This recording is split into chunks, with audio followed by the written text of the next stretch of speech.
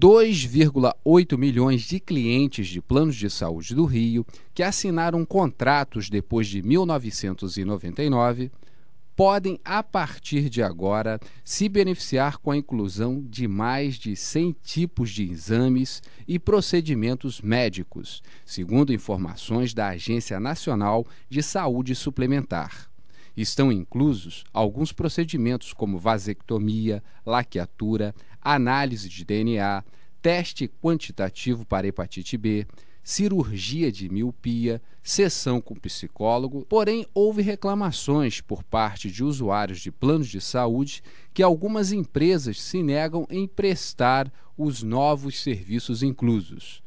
Para conversar conosco sobre este tema, no programa Viver é Melhor, trazemos mais uma vez o Dr. Jorge Tardan, professor de Direito do Consumidor e consultor jurídico do PROCON do Rio de Janeiro. Dr. Jorge Tardan, o nosso boa tarde. Boa tarde, Jorge. É um prazer enorme voltar a falar contigo e com nossos ouvintes. Trazemos aqui como a primeira pergunta no programa Viver é Melhor a respeito dessa mudança dos serviços do plano de saúde. O que pode ser feito caso uma operadora de plano de saúde se negue em prestar estes novos serviços aos clientes?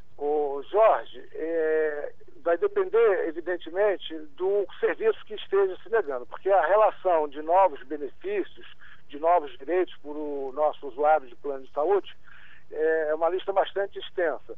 Dependendo da gravidade e do comprometimento que esse não atendimento possa trazer para o consumidor, ele deve procurar, se for uma situação bastante grave que exija uma medida de urgência, ele deve procurar imediatamente o judiciário.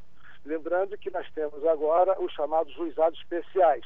Se for, por exemplo, num dia fora da semana, ou seja, num dia feriado, sábado, domingo, ele pode procurar o plantão. Nós sempre temos o plantão judiciário. E reclamar lá imediatamente o atendimento, numa chamada tutela antecipada. Então ele pode fazer uma reclamação num juizado e pedir uma tutela antecipada se for uma medida de urgência, se o tratamento exigir uma medida de urgência. Agora, se for um procedimento, um atendimento que não seja tão urgente assim, ele deve, primeiro, não deixar de reclamar a Agência Nacional de Saúde. Então, a Agência Nacional de Saúde. Os nossos usuários de internet podem acessar o site da ANS, www.ans.gov.br. Lá tem todos os telefones, enfim, uma série enorme de recomendações para os usuários de plano de saúde.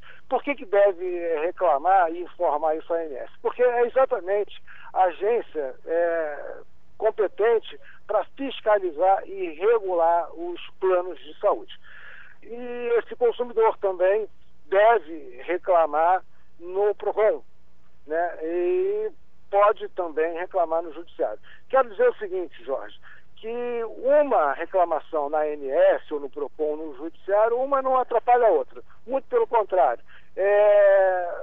O consumidor, quando informa que um determinado plano não está cumprindo com uma determinada norma, ajuda que esses órgãos funcionem, fiscalizem e possa beneficiar outros consumidores que possam estar vivendo o mesmo problema. Então, não deixe de reclamar, mesmo que seja um procedimento muito simples, que não deu cobertura, deve reclamar para que a gente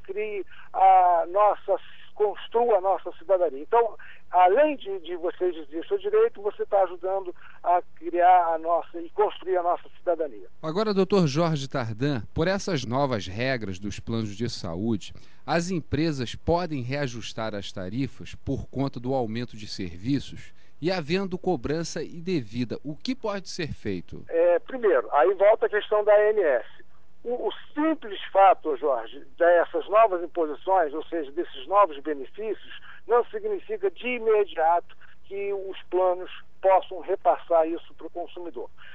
Então, com isso eu quero dizer o seguinte, que reajuste de plano de saúde sempre, necessariamente sempre, depende de autorização da ANS. E o reajuste é anual. Então, evidentemente, essa empresa, esse plano de saúde, deverá apresentar lá suas planilhas de custo e isso será analisado pela Agência Nacional de Saúde e o reajuste será autorizado ou não, né, pela Agência Nacional de Saúde no índice que a agência fixar. Então, não existe um índice determinado para todos os planos de saúde, né? E vai depender também do tipo de plano de saúde. E aí é bom a gente observar que não existe um único plano de saúde. Nós temos diversos planos de saúde, independentemente das empresas de plano de saúde, né? Nós temos algum tipo de plano, por exemplo, que oferece simplesmente atendimento ambulatorial. E é claro que se esse plano oferece simplesmente o atendimento ambulatorial, ele não terá benefício, por exemplo, de prótese, órtese, implantes, transplantes e tal. Porque o plano dele é um plano de simples atendimento em ambulatório.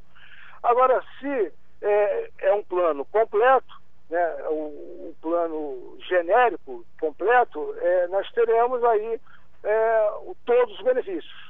Então, primeira coisa, qual é o tipo de plano, para ver exatamente qual é o índice de reajuste. E exatamente que empresa, né, oferece esse plano. Porque o nosso usuário, às vezes, confunde bastante essa questão da saúde. Nós temos que observar uma questão importante aí. Primeiro, que existem planos de saúde e existem seguros-saúde, né? Então, o consumidor, antes de reclamar, ele tem que observar se ele tem um plano de saúde ou se ele tem um seguro-saúde. Na dúvida, ele consulta a ANS para ver se aquela empresa de plano de saúde ou de seguro-saúde. Por que eu estou dizendo consulta a ANS? Porque é comum o usuário não dispor da cópia do contrato. Então, ele mesmo não sabe se ele tem um plano de saúde ou seguro-saúde. Na dúvida, consulte a ANS para esclarecer e aproveitar para exigir da empresa cópia do contrato, porque é direito do consumidor ter a cópia do contrato.